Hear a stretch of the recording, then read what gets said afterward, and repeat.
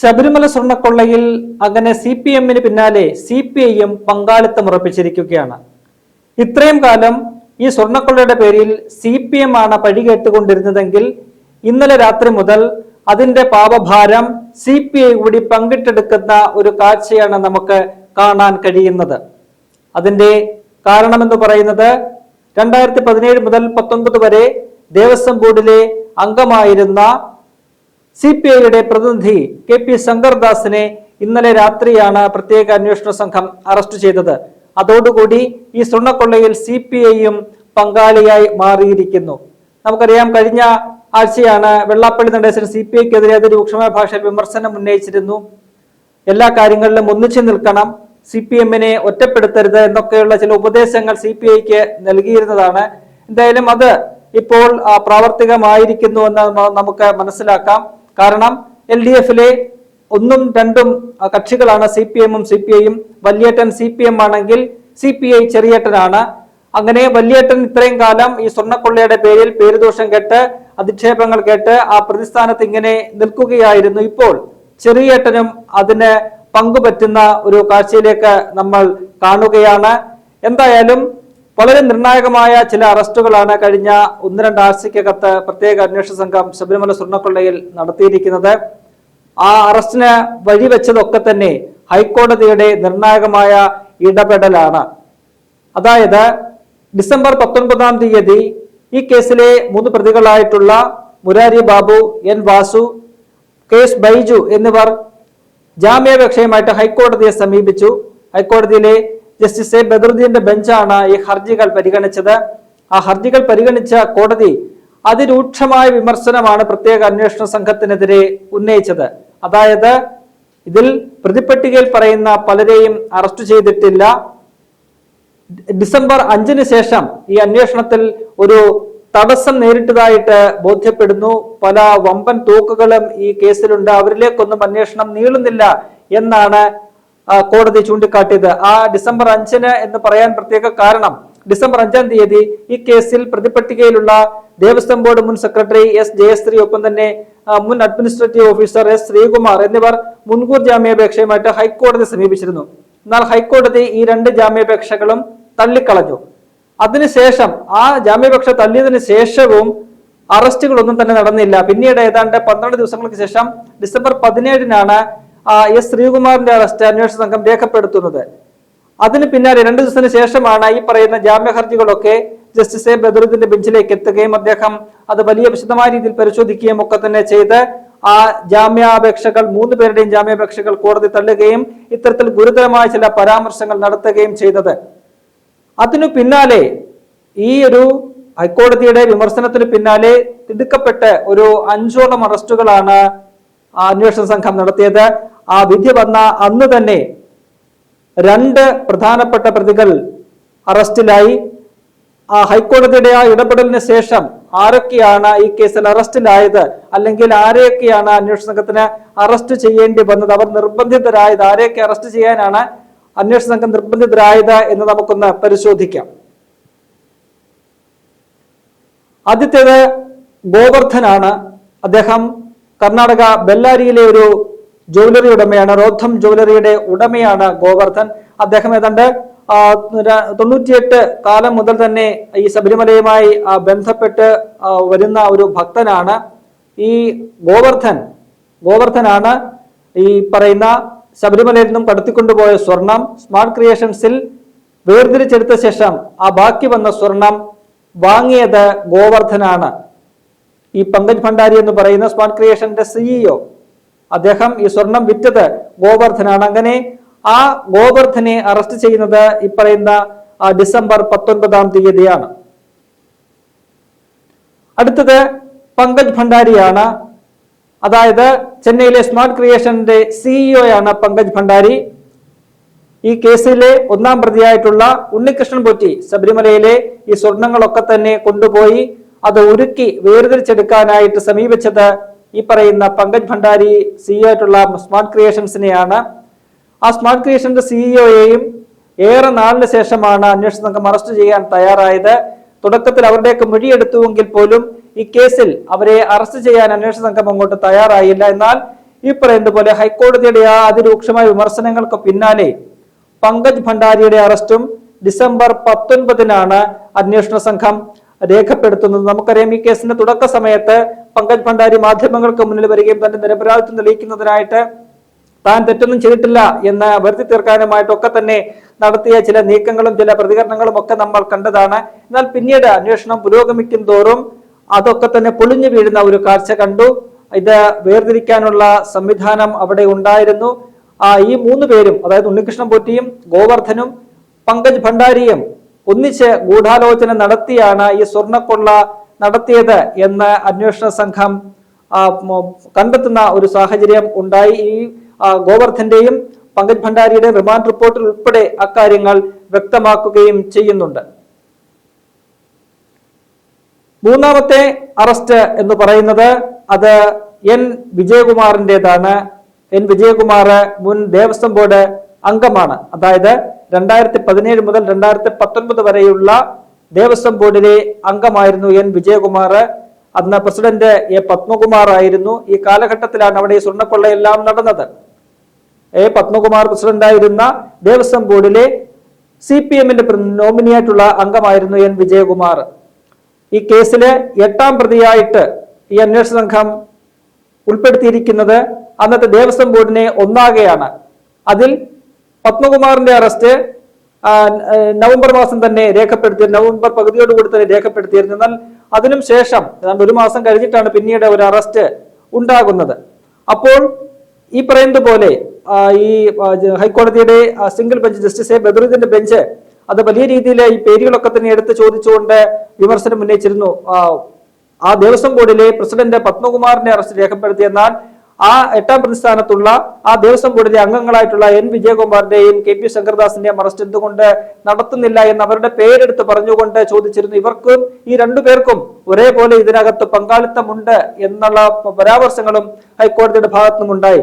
അതിനു പിന്നാലെയാണ് ഡിസംബർ 29-ാം തീയതി ഈ പറയുന്ന വിജയകുമാറിന്റെ അറസ്റ്റ് അന്വേഷണ സംഘം രേഖപ്പെടുത്തുന്നത്.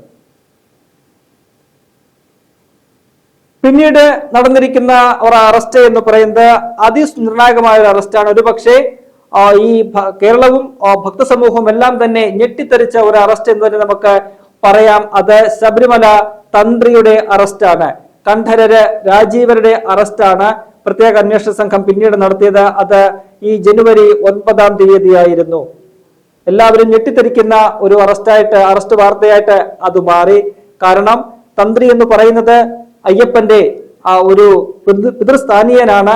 ആ സ്ഥാനത്ത് നിൽക്കുന്ന ഒരാള് ഈ കേസിൽ എങ്ങനെ വന്നു എന്ന ഒരു ചോദ്യം പലരും നെറ്റിച്ചുളിച്ചുകൊണ്ടാണ് ആ ചോദ്യം ഉന്നയിക്കുന്നത്.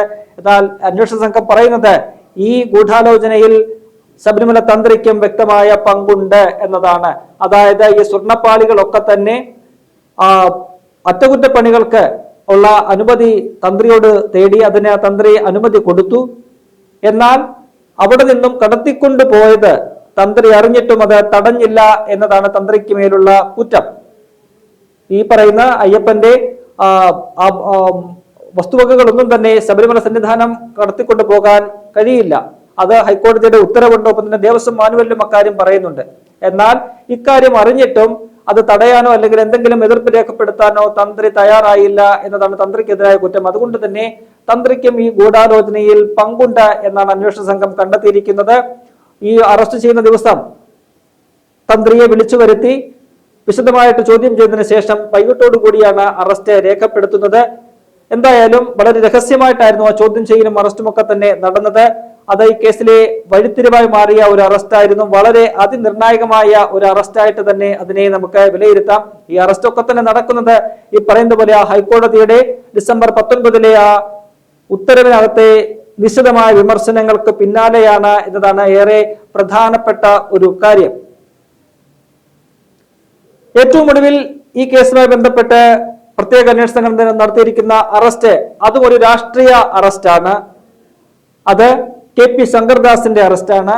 അതായത് ജനുവരി മാസം 14-ാം തീയതി രാത്രിയിലാണ് KP ശങ്കർദാസിന്റെ അറസ്റ്റ് പ്രത്യേക അന്വേഷണ സംഘം രേഖപ്പെടുത്തിയിരിക്കുന്നത്. നമുക്കറിയാം 2017 മുതൽ 2019 വരെയുള്ള ഈ എ പത്മകുമാർ പ്രസിഡന്റായിട്ടിരുന്ന ദേവസ്വം ബോർഡിലെ മൂന്നാമത്തെ അംഗമാണ് K P Sankardas. K P Sankardas CPI നോമിനിയാണ്, CPIയുടെ നേതാവാണ് കെ പി ശങ്കർദാസ്. ഈ കേസിന്റെ തുടക്കം മുതൽ തന്നെ കേസിന്റെ അന്വേഷണം തുടങ്ങിയപ്പോൾ തന്നെ കെ പി ശങ്കർദാസ് തന്റെ ആരോഗ്യ പ്രശ്നങ്ങളൊക്കെ തന്നെ ചൂണ്ടിക്കാട്ടി കോടതികളെ സമീപിക്കുകയും മുൻകൂർ ജാമ്യത്തിന് സമീപിക്കുകയും അറസ്റ്റ് തടയാനുള്ള നീക്കങ്ങളൊക്കെ തന്നെ നടത്തുകയും എല്ലാം ചെയ്തു. അദ്ദേഹം ആശുപത്രിയിൽ പോയി അഡ്മിറ്റ് ആകുന്ന കാഴ്ചയൊക്കെ തന്നെ നമ്മൾ കണ്ടു. അതുമായി ബന്ധപ്പെട്ടും കഴിഞ്ഞ ദിവസവും ഹൈക്കോടതിയുടെ ഈ പറയുന്ന ജസ്റ്റിസ് എ ബദറുദ്ദീന്റെ ബെഞ്ച് അതിരൂക്ഷമായ വിമർശനങ്ങൾ, ചില ചോദ്യങ്ങൾ ചോദിച്ചു. കാരണം കെ പി ശങ്കർദാസിന്റെ മകൻ വളരെ സീനിയർ ആയിട്ടുള്ള ഒരു IPS ഉദ്യോഗസ്ഥനാണ്. അത്തരത്തിൽ മകൻ IPS ഉദ്യോഗസ്ഥനായതുകൊണ്ടാണോ ഈ കെ പി ശങ്കർദാസിന്റെ അറസ്റ്റ് നടക്കാതെ പോകുന്നത്? അത് അറസ്റ്റിന് ഈ അന്വേഷണ സംഘത്തിന് എന്തെങ്കിലും ഭയമുണ്ടോ എന്ന തരത്തിലുള്ള ചോദ്യങ്ങളാണ് കഴിഞ്ഞ ദിവസം ജസ്റ്റിസ് എ ബദറുദ്ദീന്റെ ബെഞ്ചിൽ നിന്നും ഉയർന്നത്. അതൊക്കെ തന്നെ അന്വേഷണ സംഘത്തെ വലിയ രീതിയിൽ പ്രതിസന്ധിയിലാക്കിയ കാര്യങ്ങളായിരുന്നു. പിന്നീട് ഇന്നലെ ആശുപത്രിയിലെത്തിയാണ് ഈ കെ പി ശങ്കർദാസിന്റെ അറസ്റ്റ് രേഖപ്പെടുത്തുന്നത്. അദ്ദേഹം ആശുപത്രിയിൽ ചികിത്സയിലാണ് എന്നാണ് അറിയാൻ കഴിയുന്നത്. അത്തരത്തിൽ അഡ്മിറ്റായി അവിടെ ചികിത്സയിലുള്ള കെ പി ശങ്കർദാസിന്റെ അറസ്റ്റ് ആശുപത്രിയിലെത്തി മജിസ്ട്രേറ്റിന്റെ അനുമതിയോടുകൂടിയാണ് അന്വേഷണ സംഘം നടത്തിയത്.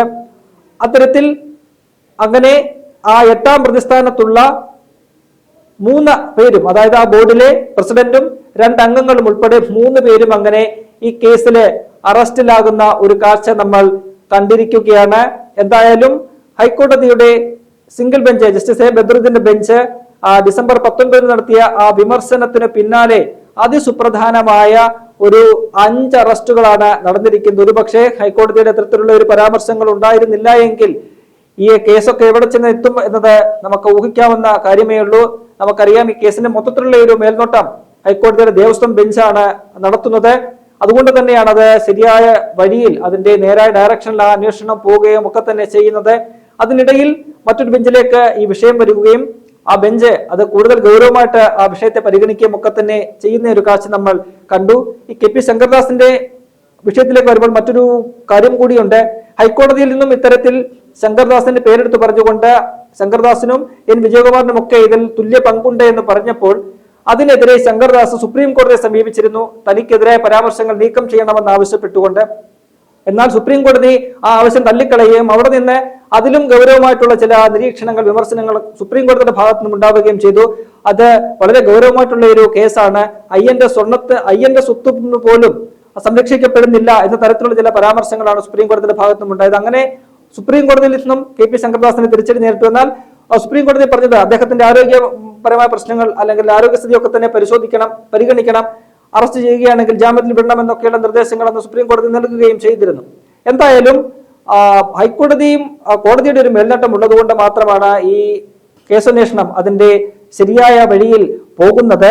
എന്തായാലും ഇതുവരെ ഈ കേസില് 12 പ്രതികളാണ് അറസ്റ്റിലായിരിക്കുന്നത്. അതിൽ നിർണായകമായ പല രാഷ്ട്രീയ അറസ്റ്റുകളും നമുക്ക് കാണാൻ കഴിഞ്ഞിട്ടുണ്ട്. അറസ്റ്റിലായ നേതാക്കളുടെ ഒരു കണക്ക് നമുക്കൊന്ന് പരിശോധിക്കാം. ഇതുവരെ അറസ്റ്റിലായതിൽ 4 രാഷ്ട്രീയ നേതാക്കളാണ് ഉള്ളത്.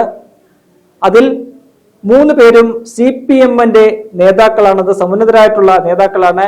ഒരു അംഗം CPIയുടെ നേതാവുമാണ്. CPMനെ സംബന്ധിച്ച് പറയുമ്പോൾ അവരുടെ മുൻ MLAയും ദേവസ്വം ബോർഡ് മുൻ പ്രസിഡന്റുമായിട്ടിരുന്ന A. പത്മകുമാർ ഇപ്പോഴും പത്തനംതിട്ട CPMന്റെ ജില്ലാ കമ്മിറ്റി അംഗം കൂടിയാണ്. രണ്ടാമത് മുൻ ദേവസ്വം ബോർഡ് കമ്മീഷണറും പ്രസിഡന്റും ഒക്കെ ആയിട്ടിരുന്ന N. വാസുവാണ്. അദ്ദേഹം CPMന്റെ സമുന്നത നേതാവാണ്. ചെറുപ്പകാലത്ത് CPMന്റെ പഞ്ചായത്ത് പ്രസിഡന്റായിട്ടൊക്കെ തന്നെ സേവനമനുഷ്ഠിച്ചിട്ടുള്ള ഒരു വ്യക്തിയാണ് N. വാസു. മൂന്നാമത്തെ CPMന്റെ നേതാവ് എന്ന് പറയുന്നത് N. വിജയകുമാറാണ്. അതായത് 2017 മുതൽ 19 വരെയുള്ള കാലഘട്ടത്തിലെ ദേവസ്വം ബോർഡിലെ CPMന്റെ പ്രതിനിധിയായിരുന്നു. അങ്ങനെ CPMന്റെ 3 അംഗങ്ങളാണ്, നേതാക്കളാണ് ഇതുവരെ ഈ കേസിൽ അറസ്റ്റിലായിരിക്കുന്നത്. CPIയെ സംബന്ധിച്ച് ഒരു നേതാവ് ഈ കേസിൽ അറസ്റ്റിലായിട്ടുണ്ട്. അത് കെ പി ശങ്കർദാസ് ആണ്. 2017 ദേവസ്വം ബോർഡിലെ CPIയുടെ നോമിനിയായിരുന്നു അദ്ദേഹം.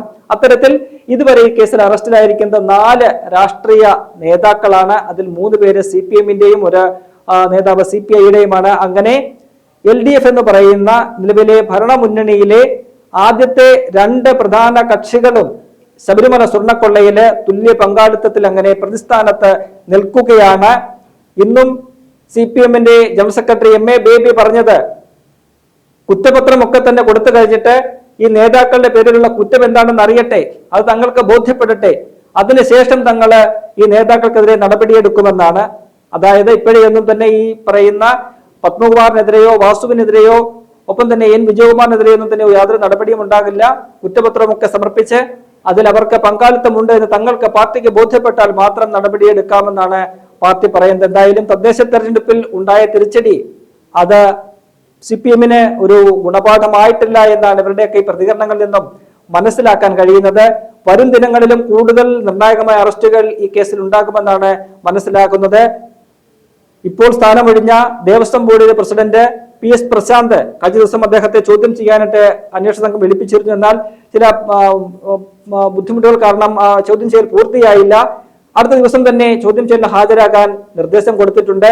PS പ്രശാന്തിന്റെ അറസ്റ്റ് അനിവാര്യമായിട്ടുള്ള ഒരു കാര്യമായി മാറിയിരിക്കുകയാണ്. കാരണം നേരത്തെ ഹൈക്കോടതിയുടെ ദേവസ്വം ബെഞ്ച് ഉൾപ്പെടെ PS പ്രശാന്തിന്റെ പേരെടുത്ത് പറഞ്ഞില്ല എങ്കിൽ പോലും PS പ്രശാന്തിലേക്ക് അന്വേഷണം എത്തേണ്ടതിന്റെ ഒരു ഗൗരവത്തെക്കുറിച്ച്, അതിന്റെ ഒരു ആവശ്യകതയെക്കുറിച്ച് ചൂണ്ടിക്കാട്ടിയിരുന്നു. കാരണം ദേവസ്വം ബോർഡ് ബെഞ്ച് ഒരു ഇടക്കാല ഉത്തരവിൽ പറഞ്ഞത് 2017 നടന്ന കൊള്ള മറയ്ക്കുന്നതിന് വേണ്ടിയിട്ടാണ് 2025 ഒരു സ്വർണം പൂശൽ നടത്തിയത് എന്നാണ്. ആ 2025 ആ സ്വർണം പൂശൽ നടക്കുന്ന സമയത്ത് ദേവസ്വം ബോർഡ് പ്രസിഡന്റ് ഈ പറയുന്നത് പോലെ PS പ്രശാന്ത് ആണ്. അപ്പോൾ അത്തരത്തിൽ പല നിർണായകമായ അറസ്റ്റുകളും ഇനിയും ഈ കേസിൽ വരാനിരിക്കുന്നു. ഒപ്പം തന്നെ മുൻ ദേവസ്വം മന്ത്രി കടകംപള്ളി സുരേന്ദ്രനെ ഒരു തവണ ചോദ്യം ചെയ്ത് വിട്ടയച്ചു. വീണ്ടും ചോദ്യം ചെയ്യാനുള്ള സാധ്യതകളൊക്കെ തന്നെ നിലനിൽക്കുകയാണ്. അപ്പോൾ CPM കൂടുതൽ പ്രതിരോധത്തിലേക്ക് പോകുന്ന ഒരു കാഴ്ച നമുക്ക് ഈ കേസിൽ കാണാൻ കഴിയുന്നുണ്ട്. അപ്പോഴും അവര് ഈ വിഷയത്തില് ഇതുവരെ അറസ്റ്റിലായിട്ടുള്ള നേതാക്കൾക്കെതിരെ ഒരു നടപടിയും സ്വീകരിക്കില്ല എന്ന അവരുടെ ആ ഒരു നിലപാട് അതിൽ ഉറച്ചു നിൽക്കുന്ന ഒരു കാഴ്ചയാണ് കേരളത്തിന് കാണാൻ കഴിയുന്നത്.